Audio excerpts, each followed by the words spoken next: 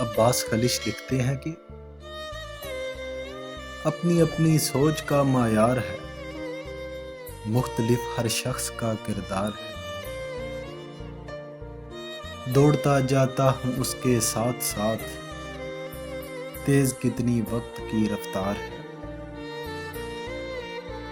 چیر کر بے شک میرا دل دیکھ لو، میرے دل میں بس تمہارا پیار ہے،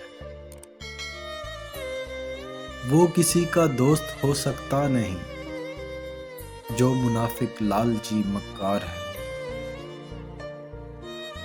وہ قبیلہ ہوگا کتنا خوش نصیب جس قبیلے کا صحیح سردار ہے، چپ ہی رہنے میں خلش ہے بہتری، جاہلوں سے گفتگو بیکار ہے، اپنی اپنی سوچ کا معیار ہے، مختلف ہر شخص کا کردار ہے۔